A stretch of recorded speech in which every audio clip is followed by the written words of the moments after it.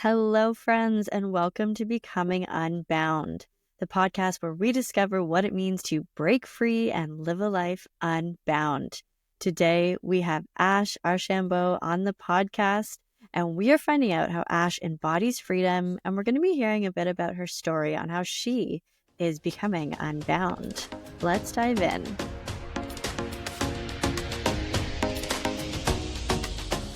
Welcome, Ash. I feel like there should be a round of Woo! Hi, gorgeous Carly. Such an honor to be here on your beautiful creation. So thrilled to be here. Thanks for having me.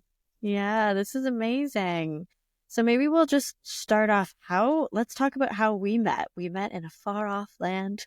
The far off land of Canada. Yes. So I live in the US, and Carly and I met at a Awaken Winning event. And got to know each other a little bit that weekend. We became like really fast girlfriends, a whole little group of us. And it's been really fun to stay in touch with each other. We've been super supportive, and it's been like a really nourishing group of women that we kind of connected with in Canada and are really supporting each other in going for our dreams. It's just the best. Like, I'm so here for it. Yeah, I feel like I have a little group of like cheerleaders. And when I say like we need a little applause there at the beginning, it's because I feel like our group that we established after that summit, that retreat, whatever you want to call it. Yeah. It feels like I could say anything to that group and I'm going to hear that little excited applause like coming screaming from that group that we have. Like it's wild. And I feel like that just goes to show you what it means when you meet up with and connect with aligned individuals. Absolutely. Absolutely. And I think too, just women supporting women in that space and really allowing, like, I feel like all of us, like, we just really speak our mind in that space.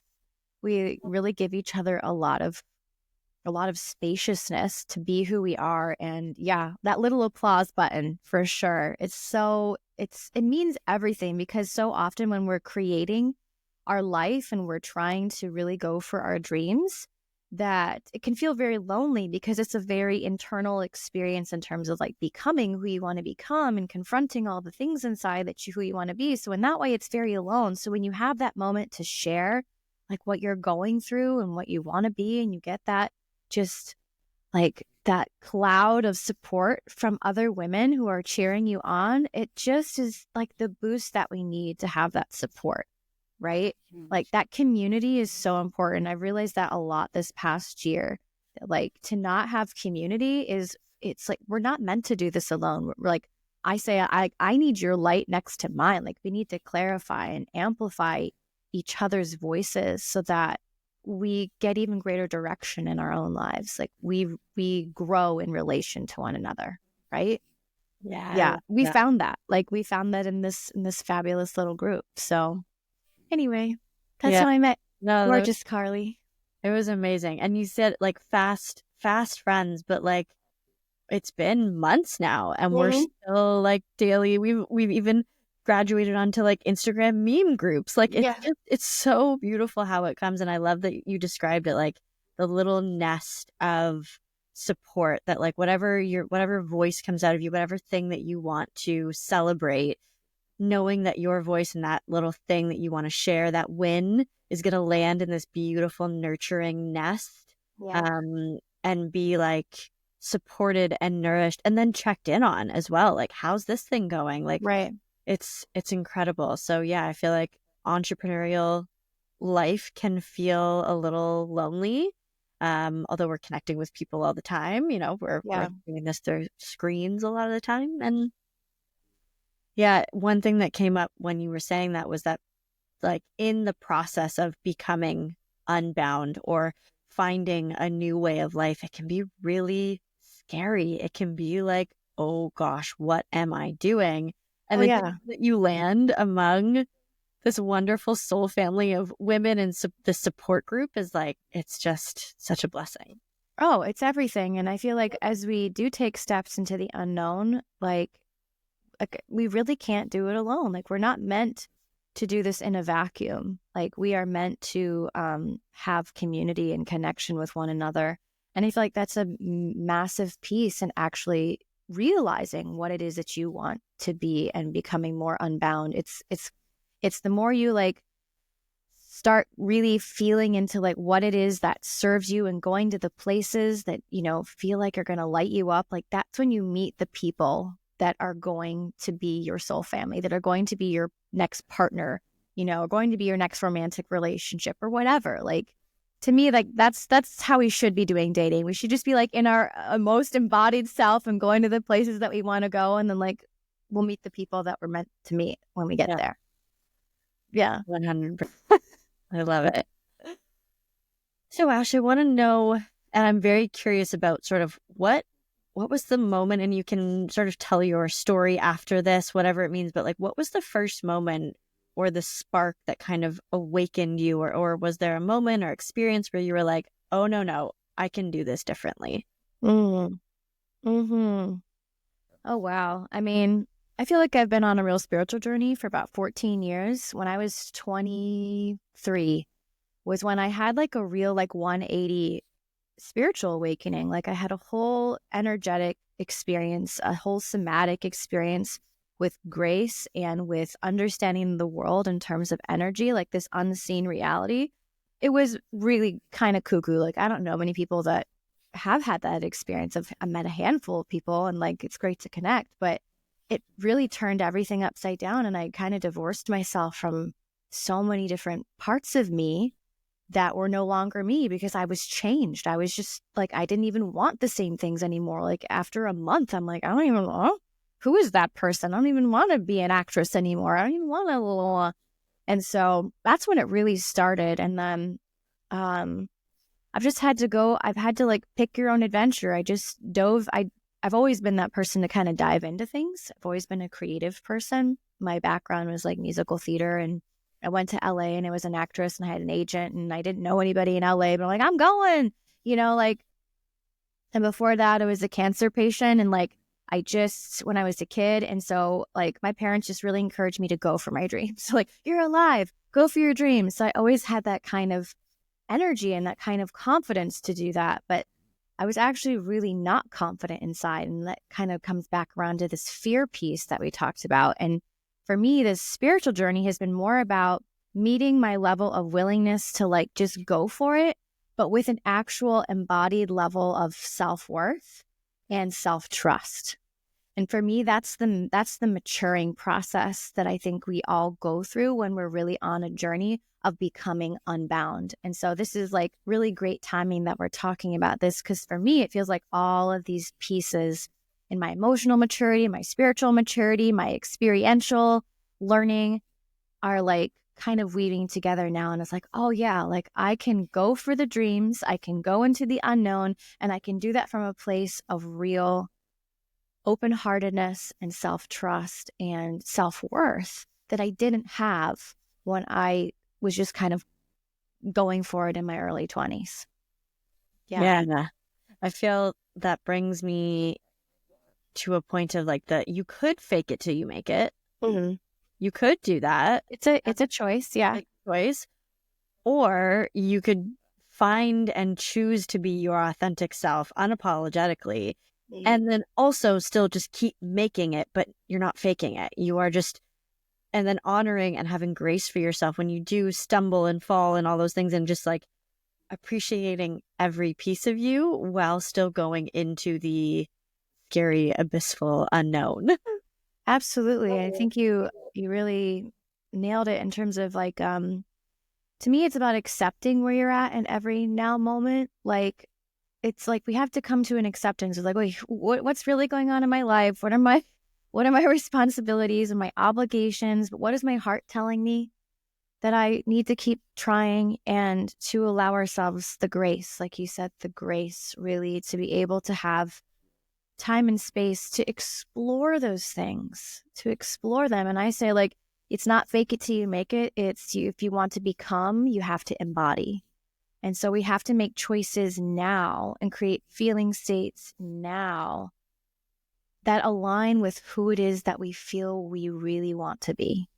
Like we can't wait for that paycheck to come in the mail in order to like take that chance, or we can't wait for, you know, our partner to give us permission to look pretty or whatever. Like we should feel confident enough to try that choice for ourselves and curious enough to try that for ourselves. And yeah, I'd be very curious because we kind of chatted before this, and you mentioned something about that you've been experiencing in your relationship, and like I think this would be a good time maybe to share that, talking about you going into this venture of using your voice and how that shifted things, just that choice. Yeah, no, it's really interesting, and I believe it started this blockage, this thing with my voice. It was my when I grew up, it was kind of like children are meant to be seen, not heard. Yeah. It was kind of like speak when spoken to, like be quiet at the dinner table, and then like will often be quiet somewhere else so that the adults, the important people, can do the talking and things like that, and that my voice wasn't important. And so in these moments, it's been only until recently that I've been able to like start playing with this voice. And I think one part of this podcast and creating this thing and stepping onto social media in my true embodied self is that, yeah, I'm starting to use my voice more and just saying shit. Like, yes, baby. and just things will come out, whether it's to my boyfriend or to my roommates or to, you know, like my parents. I've got, you know, and maybe my parents they'd say like, oh, you've always been very opinionated. And they were always those people that I could say stuff to. And now there's these other people that I'm just saying the things. And am I just like blabbering on it, like walking around with, you know, you're not being reckless. You're not just being authentic. And but you're it's being authentic to be like, there was a time where I'd be like, oh, I really feel like this is something I want to ask for, or this is something that I want to kind of boldly say and request, or this is how I'm just feeling in this moment, and I'd love to express it. And before I would have been like, well, it's probably not important, or like there's maybe no time for it, or you know, maybe it's just I'll just put it off. Maybe right now isn't a great time. And then it turns out that every time I've been sharing these little nuggets, these feelings, these expressions of myself, all of a sudden something miraculous will drop in on the other side. Bingo. Like I share a story with someone, and then all of a sudden someone's like, you know, the short story that you shared with me the other day, I went and I did X, Y, and Z because of that. And it's like, or you see these little actions in other people. It's like, oh, I think that's kind of what I was talking about the other day. And now it's coming into this relationship, or now it's coming into our lives, or now you're taking action on something that maybe I expressed something about in my own life. And now it's coming to fruition. So it's very cool. And I think the biggest moment, if we talk about any moment that we had the other day at a intimate concert series that I went to, was amazing. And we sang Christmas carols. I actually sang out loud. Like, I'm such a person who would just be like, I would be lip syncing the whole time. I sang out loud, and I walked away just being like, wow, this is such a pivotal moment for me. I am literally becoming unbound. I am singing Christmas carols in front of community that I know, but like strangers. And that was wild for me. So that's amazing. Yeah, it's so true. That is the magic. That is the magic of your own aliveness. When you start making these choices and trusting and having your own self-authority, being like, you know what, I can speak up. Like, I'm not going to fall into a hole and die. And if if I speak up and my needs aren't met, okay, like I'm a big girl. I can handle I can take care of myself. I'm not going to be crushed, like really, really trusting that you can say those things and use that voice. Then great. Like, then look at the ripple effects. You start to see them immediately and feel them immediately in your life. It's wild. This is my favorite game. It's my favorite adventure of getting to just open yourself, keep opening and opening yourself to yourself, and then watching the magic unfold. Like, to me, there's nothing cooler about being alive than doing that.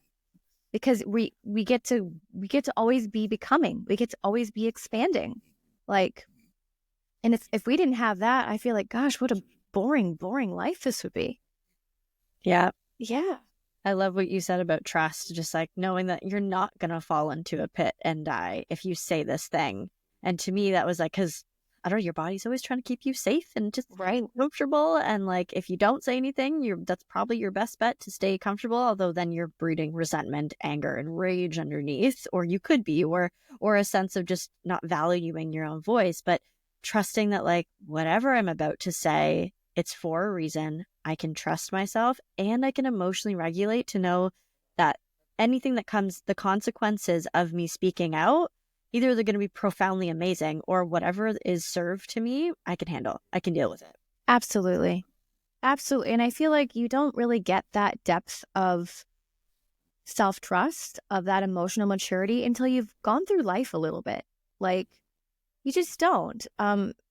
That's my experience. Like, even people who kind of go for it from a young age, I feel like it's not until you really, really make choices for yourself and own what happens. Like, no matter what happens, whether you fall on your face or you win or you have a success, like either way, you win because you made a choice and you owned that choice, which is better than making no choice. So many people are just like, no, I'm not going to make any choices. I'm just going to be like a flag in the wind and go whichever way the wind is blowing.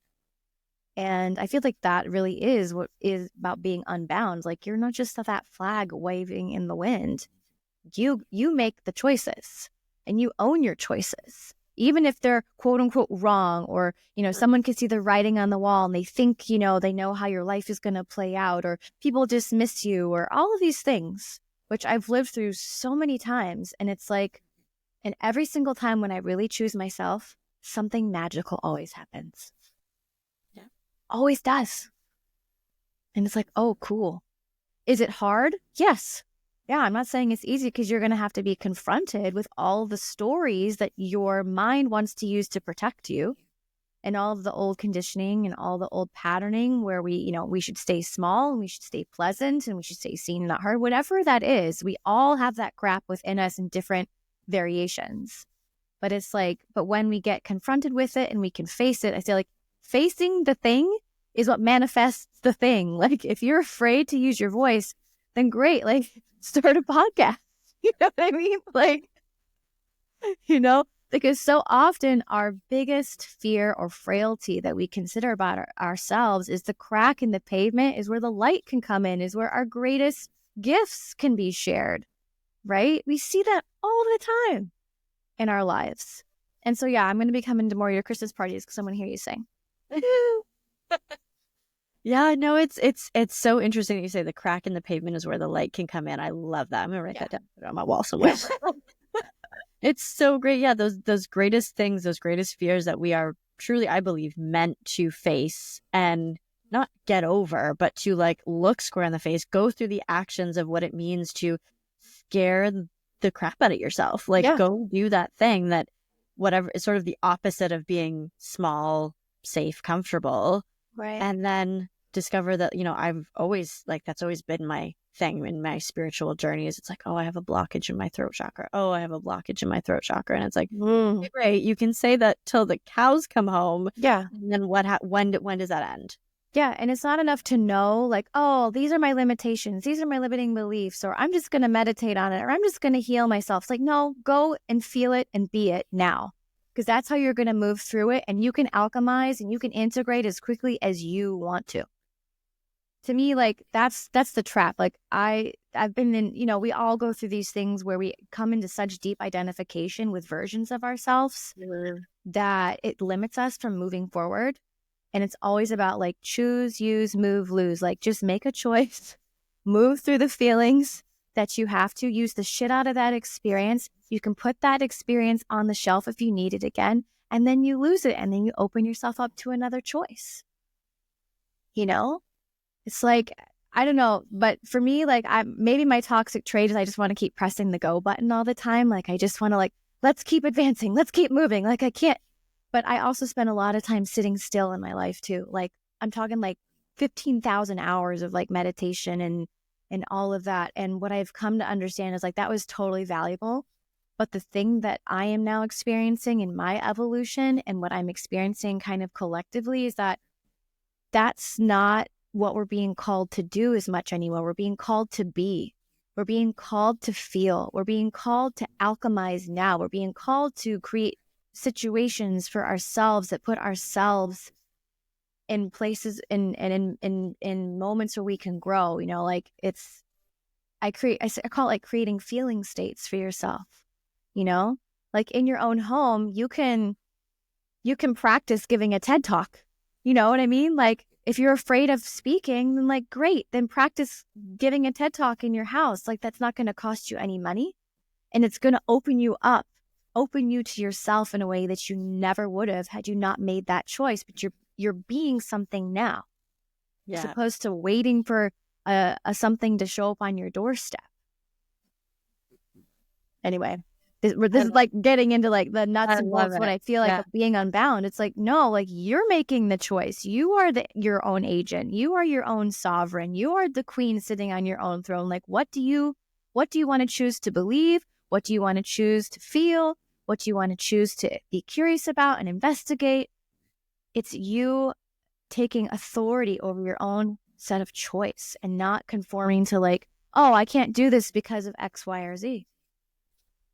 And oftentimes when we feel that restlessness inside, right? Like, oh God, like I just want to move forward, but I'm afraid, but And when you sit with that restlessness and when you feel it, or when you alchemize it, there's so many ways to alchemize things. You know, you can do all these different self-healing techniques. You can dance the shit out of your shit, or you can go see a therapist, like whatever it is, however you choose to feel it, like on the other side of it is freedom. Yeah. It's freedom. Because then you're not bound to that choice anymore. You're not bound to that thinking pattern anymore. So how does, if you were to say like a certain set of, I mean, there is no limitation to this, but in your everyday, how do you feel like you embody this sense of freedom or living a life unbound? Like, what does it look like on the daily for you? Yeah, it's a good question. I think on a very basic level, it's three things that I actually really focus on. And this is, I teach this a lot, and, you know, I'm a coach and I'm a speaker and a creator. And this is what I've been really guiding people to do more of.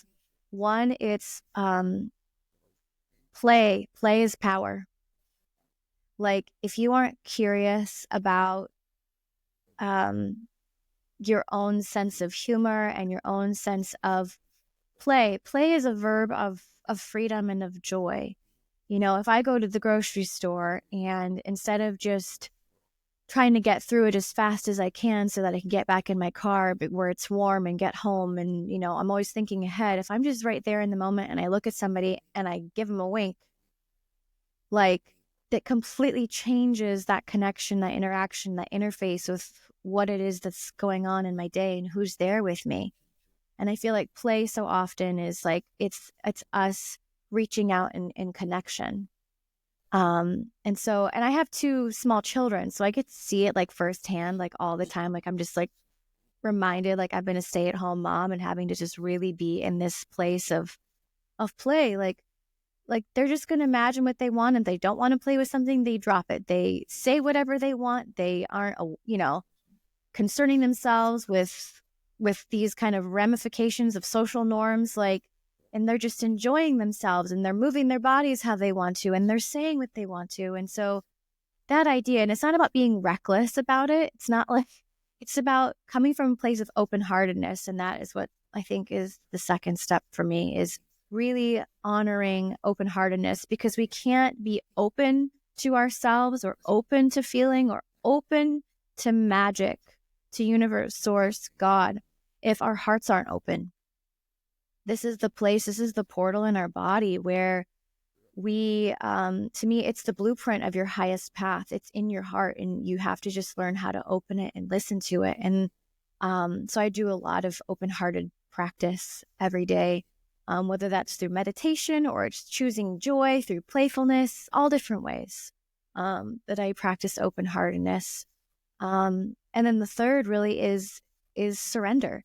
And when I mean by surrender, I think the simplest way to understand like the practical mechanics of surrender is that you believe that you're already supported, and you show up knowing that you're already supported, even though you don't know how it's going to play out. So you're not attached to the result. You just say, like, this is what my heart wants. I give it all up, and I'm going to keep showing up to this place. And I feel like those 3 things, like if you can remind yourself to be playful, if you can open your heart and allow yourself to feel, and if you practice a deeper sense of surrender, I think you're well on your way to unbinding yourself and opening yourself in a way that is utterly magical. Yeah, I love that. I'm like obsessed with winks. Like if I get a wink from anything, it just changes my whole day. And it's like this beautiful silent symbol of play of like, hey, don't take life so seriously. Yeah. Like I love that that's just such a like, and all of a sudden, yeah, you now like open the door to a playful, fun connection. Like when was the last time that you were like, I'm sure there's situations where winks are like not always appropriate. Yeah. Appropriate in you that can moment. feel if someone's open or if they're not, but yeah. But like, when was the last time you got a wink from someone and you were like, oh, I'm having a worse day now. I'm having like a worse day than I was having before. Like it opens up this little like, oh, yeah, you're right. Yeah. It's a glitch. It's like a glitch in the matrix. It's like when we make this choice to just be playful, then it disrupts our like survival patterns, Yeah. Like that's really what it's about for me. And I'm a very creative person, so I see this idea as like we get to create our life. Like I do this all the time with my clients. Here's another like practical application. Like, how do I want to feel? Not like, what do I need to do? How do I want to, accomplish things? How do I want to feel when I go to the gym? Or how do I want to feel this week? And create a word or a phrase, and then create actions around that. And then create, bring music in, or, like whatever it is to help me create those feeling states for myself, because that is actually the internal condition that we're trying to tap into. Right? So like, if I want to feel invigorated this week, well then like, what do I do that helps me feel invigorated? Okay, well, like going for a walk helps me feel invigorated, and talking to a good friend helps me feel invigorated. Like, and so then I make sure that I create those things in my week, because that supports my internal experiencing, that it supports my heart and my playfulness, or whatever feeling state I want to feel this week, So that's actually, I think, a more important question to ask ourselves. How do I want to feel this week? And then the follow-up of what am I going to do to make you feel that? Because I feel like a lot of us, we just sit in meditation and we're like, okay, I want to feel at peace. I want to feel calm. I want to feel playful. I want to feel whatever. And then it's kind of this like, well, and I just hope it starts. No. Well, okay, great. I'm happy that you decided that that's how you want to feel. Great. That decision is the first thing. Now, what are you doing and being to make that happen? It might not look the way you like plan it or whatever. Exactly. I know that like, I want to go for a walk to feel playful. And when I go there, I might like put in a little jog, because like, when was the last time I ran and felt that adrenaline or something? Like, so I feel like those actions, I feel like that's like my brain is just. Yeah. And that's the embodiment piece that I'm talking about. That's like even more beneficial than just meditating on it. Meditating is really like, let's get clear. Let's have a clear mind. Let's have, hone our awareness and our focus and our attention. But really, like, how you want to feel comes from your heart. Like what you dream about is a feeling state. So yeah, and then creating actions from that's a whole different skill, right? That's very different than sitting still and meditating, or, it is. And I feel like that's what I've been really cultivating over the past 2 years, specifically for myself. I've done a lot of sacred sexuality work, which has been a big part of like creating intention and creating action as well. But yeah, I now I'm calling it like the magician and the muse. Like you get to be the magician of your own internal energy. You get to learn how you want to wield it and where you want it to go through the actions that you take. And you get to be your own muse. Like you get to be the thing that like inspires you. And so what actions do you take to inspire the shit out of yourself? Like that's what we're being called to do when we're making these choices. It's an up level of our choices. Like, right? Like the first step is like, okay, like, oh, I'm going to make a choice for myself. Woo! Like You have to get at least to that point in your own maturity to trust that I can make a choice for myself. And then it's like, how do we up-level that choice? How do we then use that and attune that to become now what we want to feel in our hearts? Yeah. That's, to me, this is the art. This is literally like what I feel like is so important, particularly for women to understand, because we don't often give ourselves permission to do these things. It's only like, oh, my partner's going to take me out on a date. Like, well, then I'm going to get dressed up and look pretty. It's like, no, like, why don't you get dressed up and look pretty or not pretty and wear whatever you want to and dance around your house? Like, and feel that before the date even comes. Exactly, because that's the relationship that you're really in. That's the deepest relationship that you're in, is the one with yourself. And it's a river that flows to every other aspect of your life. So why wouldn't you open yourself to yourself? Why wouldn't you investigate what it is that you love and what lights you up, and be curious about it? Like, that. Again, this is my favorite game. I could talk about this all day, Carly. But yeah. I love it. I love it. And I feel like that is in making those choices and then having those decisions going forward and those actionable steps, then it's like I envision like you were sitting around in these shackles and these handcuffs and you were like, well, I'd like to get out of these. And like meditating, you could just sit and then maybe like, I'd like to get out of these. I'd like to get out of these. And it's like, okay, well then what are you going to do? What are you embodying to like take these shackles off? Like, or are you just going to sit there and think about how nice it would be if these were not on you, right? Or like, wait for God to do it, or pretend that like your desire to get out of the shackles is a form of ego that needs to be destroyed. So you're just going to sit there and accept that you're in the shackles. I was in that place for a long time. That's spiritual nonsense. That's spiritual ego, guys. Like, get out of it. That's passive surrender. That's not real surrender.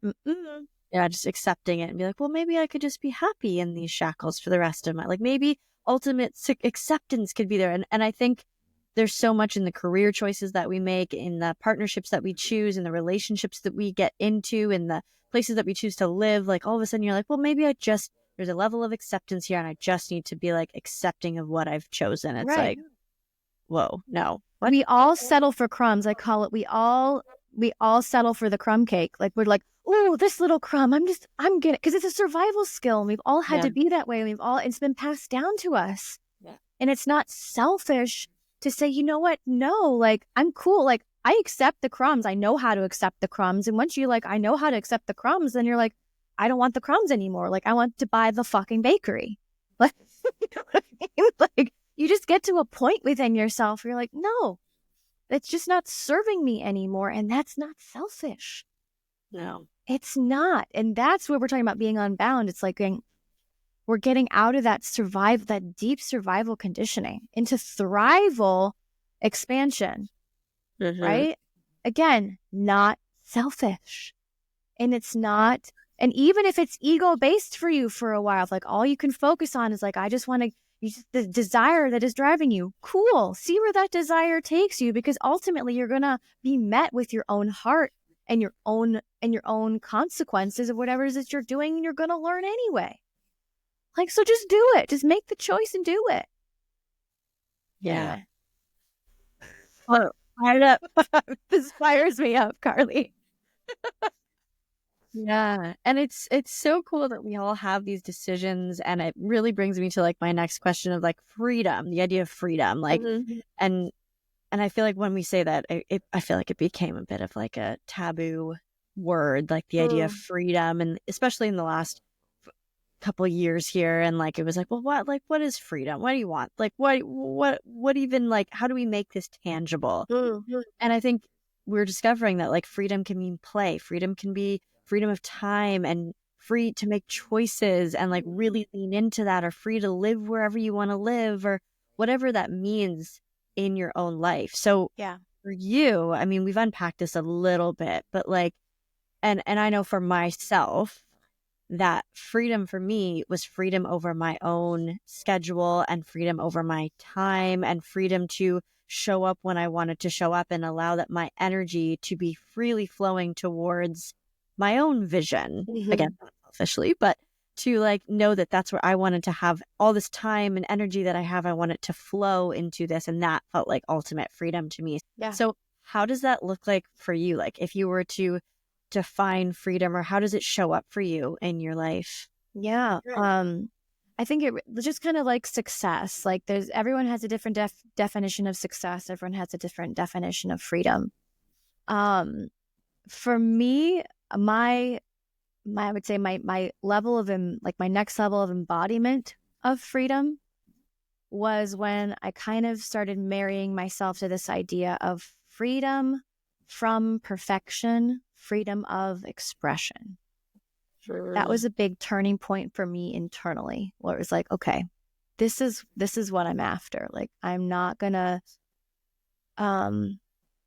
it was a big step in my own sovereignty, my own internal sovereignty, and my own internal permission to be like, you can express yourself. It is completely safe to express yourself. You're smart. You don't have to get it perfect. You just have to say it, and you're not there to like hurt anyone. But you're gonna say what you need to say. You know, like you're not a mean person. All of these things, these fears of like, oh, people aren't going to receive you, and you're not going to be blah. Like I had to really work through a lot of that. That was a big step in my own freedom. Yeah. And then I think freedom really, like in a material way for me, is really coming to the next level of embodiment of abundance. You know, I feel like my abundance of choice, abundance of finances, abundance of the environment that I'm in, talking about like accepting where you're at. And crumbs, for a long time, I've been wanting to get out of Toledo, Ohio, basically ever since I came back here from California, like 7 years ago.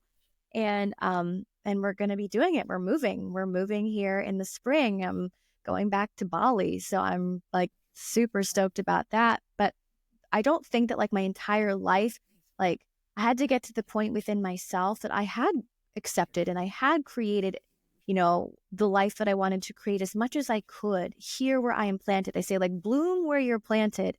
Yes. But if you exhaust all of the efforts in trying to bloom where you're planted and it's still not working out for you, then go somewhere else.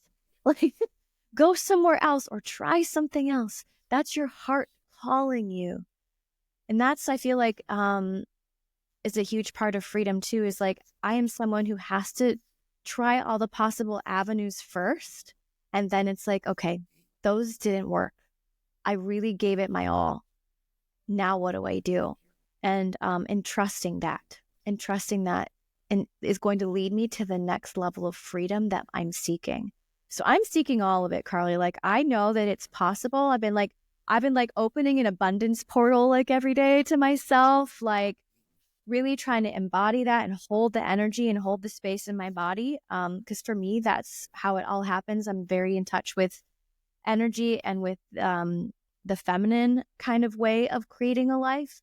And for me, that's about increasing my capacity to hold the energy of what it is that I am trying to do. And in this case, it's in the next level of freedom, right? So I have to be able to hold that energy. I have to align now with that frequency of what that feels like. So opening myself now to align with that, to me, is really some of the deepest, but also the simplest in some ways, work that you can do to be free. Like, you have to embody now the freedom that you're seeking. Otherwise, it's not going to come. You have to do it now. And that's when the magic happens, right? As soon as you say yes to creating X, Y, or Z, that's when it creates ripple effects in opening yourself up to what is that your heart is really longing to experience. So yeah, does that answer your question? And I love that you said like it's in the now choices. Yeah, it is. And I mean, sometimes there aren't exact moments where you're like, here, make this choice right now, and then tomorrow you're going to experience freedom. But it's like, it's a little nuanced, but then all of a sudden I do feel like as soon as in your mind you've made that decision, you will see physical manifestations of that choice. Yeah. Like right in front of you. If you have made that choice and you're like, okay, I'm going to do this or this or this or whatever it's going to be, you don't really know the how of how you're going to get to that level of freedom or like unshackling yourself. Like, but once you make that choice, then everything just flows into you. And I love that you can see that and make that choice in the now. You nailed it. You nailed it. It is in the now, because if you're co-creating, to me, it's about also a co-creation with God, source, spirit, energy in this world. Everything is an energetic frequency. And so that frequency can only meet you to the level that you're open to it. Mm-hmm. Right? So if you don't open now to what it is that you want to experience, how on earth is it going to come and meet you?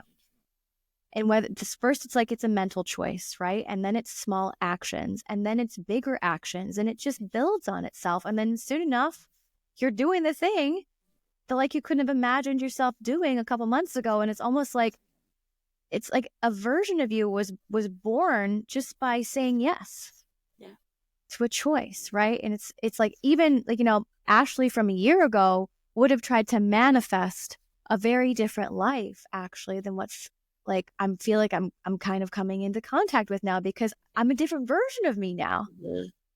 It's wild. It's almost like it's like asking a baby sometimes, especially when we have these dreams and these goals. It's like asking a baby in utero, being like, "Hey, like, what are you looking forward to on the outside world?" And it's like, I don't fucking know. Like, the baby just has to be born and is just trusting it's going to be born into this world, and it's going to figure it out, and it's going to see what the world is like when it gets there. But it's like the baby has everything that it needs to grow and to expand now. Wow. I feel like, yeah, like that's kind of what happens in trusting the unknown. Like you just have to keep growing and then trust that it's leading you to where you really want to feel and be free in, right? Yeah. I love that you said that.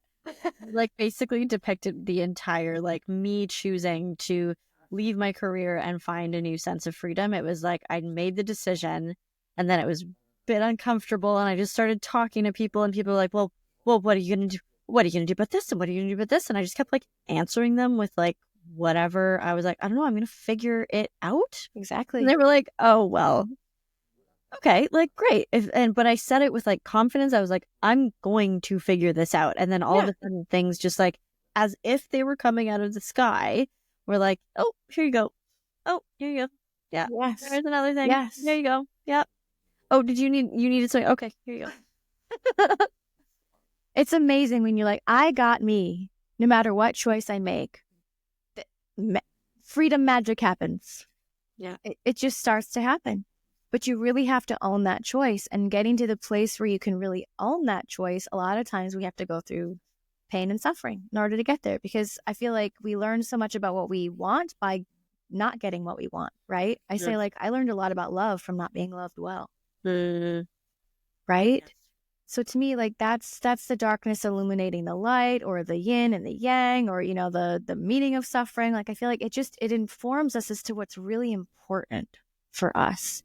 So when you can feel like you're going through stuff that's really hard, it's just showing you, it's redirecting you to what's really, really important to you.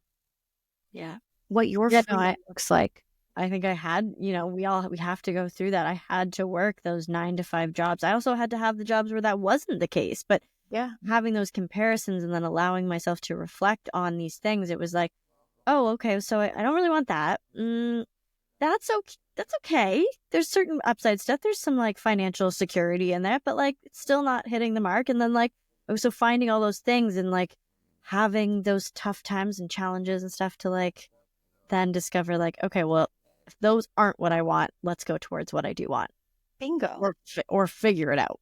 Yeah. So, I mean, I feel like so often we wish, I know for me, like I always wish like, oh, like, why can't I figure this out sooner? Like I intellectually get it, but like, why isn't like my body is like, I still have things coming up and my external circumstances haven't changed. It's like, because you just have to keep aligning yourself. You have to keep choosing. You have to keep choosing. And the bigger your dreams, the more capacity that you want to hold, the more you're going to have to train yourself to know, this is my choice.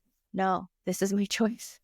Like, you will have to do that more and more and more. Is that easy? No, it's not. And so you're going to be confronted with all the things that want to take you off this path of making the choice. Right? Yeah. Yeah. But then it's like, cool. Then you know, when you're like, no, I haven't chosen that. I've still stayed. This choice still feels like it's the right choice for me to try. Then you know that it's something that is really worth going for. You know, you're fortified in it.